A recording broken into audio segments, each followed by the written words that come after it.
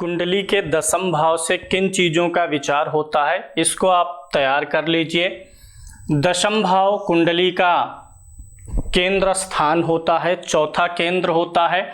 इसको दूसरी भाषा में दसम भाव को कर्म भाव भी बोला जाता है, यानी कर्म है, यानी हम जो काम करते हैं उसका विचार इस भाव से होता है। और हम जो काम करते हैं उसे हमें क्या प्राप्त होता है, यश प्राप्त होगा, अपयश प्राप्त होगा। जो कुछ हम अच्छा बुरा करेंगे कर्म के आधार पे हमें नाम और कीर्ति की प्राप्ति होती है। तो इस भाव से कर्म, यश और कर्म के द्वारा ही हम अपने जीवन में पद वगैरह भी प्राप्त करते हैं, पद और प्रतिष्ठा की भी प्राप्ति हमें होती है।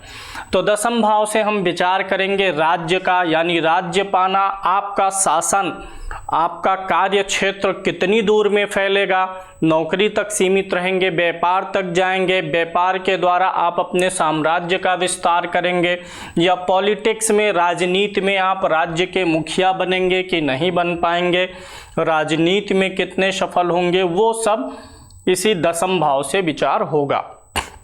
साम्राज्य, राज्य और साम्राज्य का विचार हो गया। जैसा कि मैंने बोला, यश का विचार होगा, प्रसिद्धि का होगा।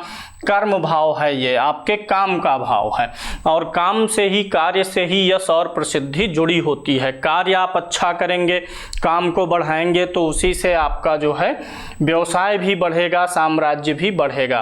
तो जब व्यक्ति के रोजगार से जुड़ा हुआ हर विषय, कर्म हो गया, कर्म क्षेत्र, व्यवसाय, ये सरकार का भी भाव होता है कि आप जो है कहीं पर हेड रहेंगे, किसी कंपनी के मालिक हो सकते हैं, सरकार में शामिल हो सकते हैं, राज्य के मुखिया हो सकते हैं।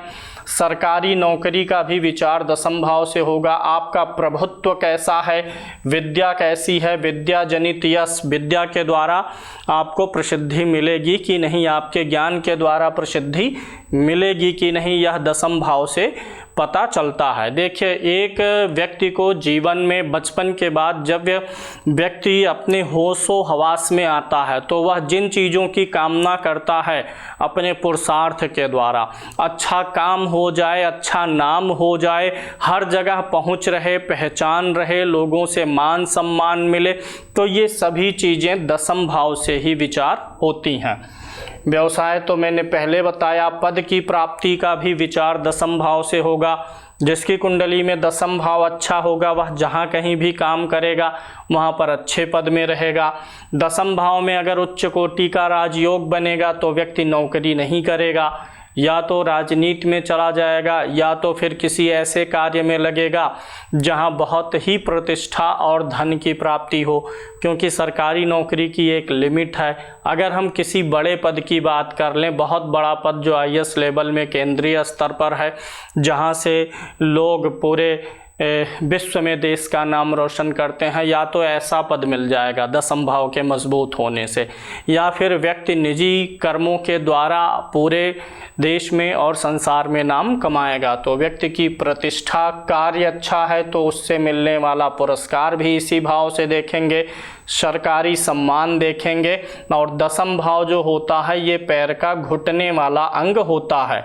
इसके बारे में जब हम चार्ट बना करके ग्रहों के, राशियों के और भावों के बारे में आपको डिस्क्रिप्शन देंगे, तो आपको पूरा का पूरा समझ में आ भी जाएगा। राजनीति हो गया, और गुरु, आपका गुरु कैसा होगा, पिता का यश कैसा होगा, गुरु के लिए आप कितना यश फैला पाएंगे, क्योंकि नवम भाव से हम पिता का विचार करते हैं, तो नवम से द्वितीय भाव होता है दसम भाव। तो पिता की धन संपत्ति, यश, जिसका दसम भाव अच्छा होता है, ऐसा व्यक्ति अगर गरीब परिवार में भी जन्म लिया है तो अपने जीवन काल में पिता की मृत्यु के पहले ही तरक्की अवश्य कर लेता है। मतलब अपनी तरक्की को पिता को दिखा देता है कि हाँ, पिता उसके देख लेते हैं कि बालक मेरा बहुत अच्छा काम किया। पिता जो जीवन भर संघर्ष किए हैं, अंतिम समय में उनको पिता, उस जातक के पिता को सुख अवश्य मिलता है, जिसका दसम भाव बलवान होता है। तो सूर्य, बुध और शनि, बृहस्पति इसके कारक ग्रह हैं। सरकार से मिलने वाली उपाधि, बड़े बड़े वाहन की सरकारी जो सवारी होती है उसका भी विचार इसी भाव से करेंगे। चिकित्सक का पेशा अगर करते हैं, कोई भी पेशा हो, चिकित्सक का भी पेशा इसी से विचार करेंगे। जो आदरणीय लोगों का साथ और संगत है, या समाज में आप भी आदरणीय हो पाएंगे कि नहीं, यह सब दसम भाव से विचार होता है। दसम भाव एक युवा व्यक्ति के कुंडली में, एक ऐसे व्यक्ति की कुंडली में जिसके ऊपर समाज की, परिवार की जिम्मेदारी हो, उसके लिए बहुत ही महत्वपूर्ण भाव हो जाता है। मुख्यतः आप ऐसा समझिए कि दसम भाव से रोजी रोजगार, कर्म क्षेत्र का और मान सम्मान का विचार होता है। एकादश भाव से किन चीज़ों का विचार होगा? एकादश भाव, इसको हम लाभ भाव भी बोलते हैं। लाभ मतलब हमें किन चीज़ों का लाभ होगा।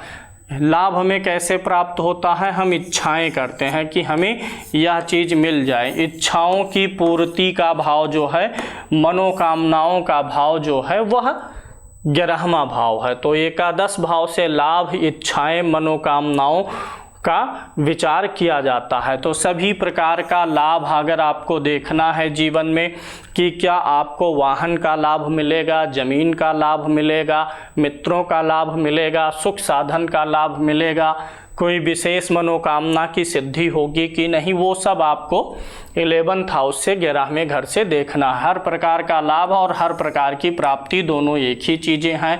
व्यक्ति के जीवन में आमदनी कैसी रहेगी, अच्छे सोर्स की रहेगी, बुरे सोर्स से इनकम होगी, व्यक्ति की आमदनी में किस चीज़ की अधिक इस्तेमाल होगा, बुद्धि का इस्तेमाल अधिक होगा, बल का होगा, किस चीज़ का प्रयोग व्यक्ति अधिक करेगा अपनी आमदनी में, अपनी इच्छाओं की पूर्ति में, वह हम देखते हैं 11th हाउस से। इच्छा पूर्ति हो गया, दूसरों पर निर्भर रहना पड़ेगा कि अपनी स्वयं की आय रहेगी, ये भी 11th हाउस से पता चलता है।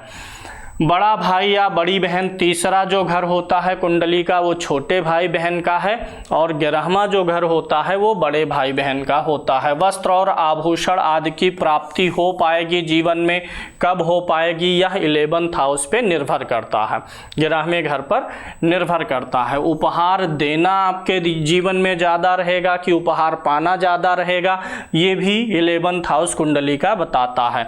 मनोकामना सिद्धि, वाहन का सुख भी इस भाव से देखा जाएगा, क्योंकि ये चतुर्थ भाव से अष्टम भाव होता है।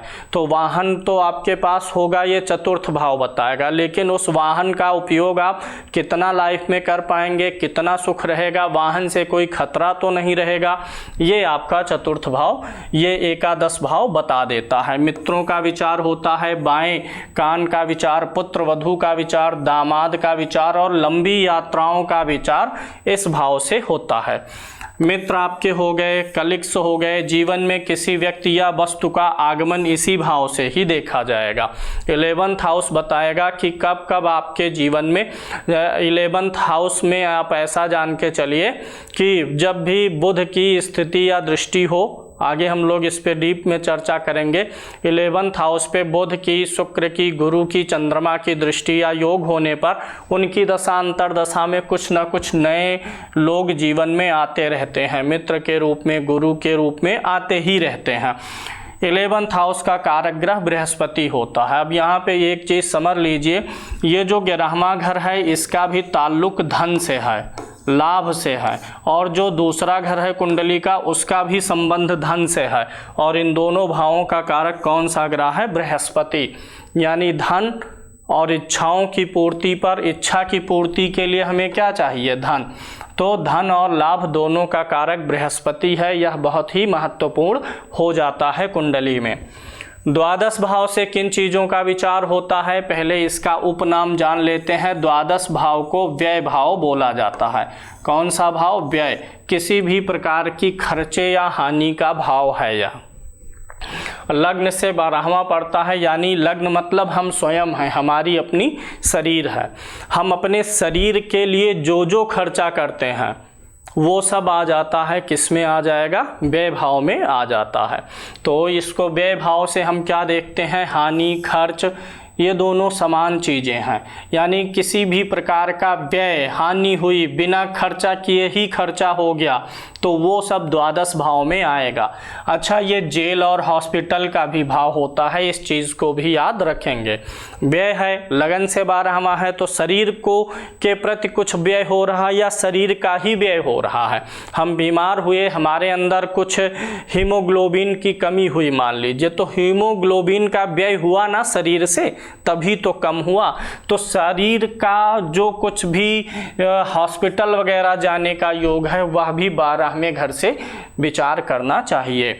मोक्ष का योग इसी भाव से देखते हैं, क्योंकि यह व्यय है, शरीर का व्यय। शरीर ही खत्म हो जाए तो उसको शरीर का व्यय यानी मोक्ष मिलेगा कि नहीं, यह 12वें भाव से पता चल जाता है। किसी स्थान से निष्कासन होना, विदेश का भाव यही है। कारण, क्योंकि यह लग्न से सबसे दूर है। लग्न पहला घर, फिर दूसरा, तीसरा, जब आप काउंट करते हुए आते हैं तो ये द्वादश भाव सबसे दूर पड़ता है, 12वां भाव। तो विदेश का भी भाव यही है, यानी सबसे दूर लग्नेश इसमें जाएगा तो आपको विदेश ले जा सकता है। विदेश घूमने का भी भाव यही है। दानशीलता का भी भाव यही है, क्योंकि दान में क्या करना पड़ता है, व्यय करना पड़ता है। श्रम दान करें, धन दान करें, कुछ भी, तो ये दान का भी भाव हो जाता। अपने ऊपर के खर्चे, अंगहीनता, किसी अंग का व्यय हो जाए, मान लीजिए किसी की उंगली कट गई, तो वहाँ पे लग्न से 12वां भाव है। लग्न मतलब शरीर का कुछ ना कुछ तो व्यय हो गया ना। व्यय मतलब ऐसा नहीं है कि आप बेचे ही, हानि होना भी व्यय ही माना जाता है। इससे हम देखेंगे, बायां नेत्र देखेंगे, सुख देखेंगे, बेडरूम जो होता है उसका विचार करते हैं। खासकर पत्नी के साथ जो है रोमांस का भी भाव यही है। अगर 12वां भाव पीड़ित होता है तो ऐसे व्यक्ति का अपनी पत्नी के साथ, ऐसी स्त्री का अपने पति के साथ बेडरूम में माहौल गर्म रहता है। अगर 12वां भाव ज़्यादा बुरा होता है तो पति पत्नी एक दूसरे की तरफ पीठ करके सो जाते हैं। मतलब जो मैं कहना चाह रहा हूँ वो आप समझ रहे होंगे कि 12वां भाव आपसी पति पत्नी के प्रेम और रोमांस का भी होता है। तो ये बेडरूम हो गया। पत्नी का साथ, 12वां भाव जो है पत्नी का साथ, संभोग का भी भाव है। इसका कारक ग्रह शनि है, क्योंकि ये व्यय है, अंत है, और शनि इस भाव का कारक होता है। नींद से संबंधित सभी चीज़ें 12वें भाव से देखी जाएंगी। नींद अच्छी आएगी कि बुरी आएगी, वो भी इसी भाव से देखा जाएगा। ऋण से छुटकारा, हॉस्पिटल से छुटकारा और जेल से छुटकारा, या ऋण में फंसना, जेल जाना या हॉस्पिटल जाना, ये तीनों चीज़ें यहाँ से देखी जाती हैं। वैवाहिक जीवन की हानि का भी विचार इससे होता है, क्योंकि ये सप्तम से षष्ठम भाव पड़ता है, सप्तम भाव से छठा भाव। विवाह में देरी, यानी ये जो बेडरूम का सुख है, ये अगर ये खराब होगा तो यानी विवाह देर से होगा तो ये सुख आपको देर से मिलेगा। अलगाव भी देखते हैं, तलाक देखते हैं, पद की हानि, शरीर की हानि, पद की हानि, धन की हानि, किसी भी प्रकार की हानि का विचार किया जाता है। सत्ता व अधिकार से बाहर, यानी सत्ता की हानि, अधिकार की हानि, जेल, बेबसी इसी भाव से देखा जाता है। धन नाश, अपने बड़ों से बिछड़ना, अपने जो एल्डर्स हैं उनसे बिछड़ने का भी विचार, क्या आप अपने माता पिता के साथ रहेंगे, दूर जाएंगे, इन सब चीज़ों का भी विचार इसी भाव से होता है। सभी प्रकार के खर्चे, इन्वेस्टमेंट का भी विचार इसी से होता है कि आप कहाँ पर पैसा इन्वेस्ट करें तो आपके लिए अच्छा रहेगा। पत्नी की बीमारी, क्योंकि पत्नी या पति दोनों की बीमारी का विचार होगा, सप्तम से छठे भाव में होने के कारण बैर, झगड़ा और गुस्से का भी विचार इसी भाव से होता है। तो ये आपको समझ में आ गया होगा कि द्वादश भावों से क्या क्या विचार होता है। संक्षेप में आपको बताया गया है। आप इन सारे चीज़ों को बार बार देखिए, और जो आपको बुकलेट मिली हुई है, जो आपको इससे संबंधित पुस्तकें मिली हुई हैं, उसको भी आप पढ़िए, इसको सुनिए, उसको पढ़िए। जब किसी चीज़ को सीखने में अधिक से अधिक इंद्रियों का प्रयोग होगा, आँख से देखेंगे, कान से सुनेंगे, मुंह से बोलेंगे और फिर स्वयं लिखेंगे, जिसमें दिमाग का भी प्रयोग करना पड़ेगा सोच सोच के। तो जितनी अधिक इंद्रियों का प्रयोग जिस चीज़ में होता है, वो चीज़ उतनी जल्दी याद होती है, दिल और दिमाग में बैठ जाती है।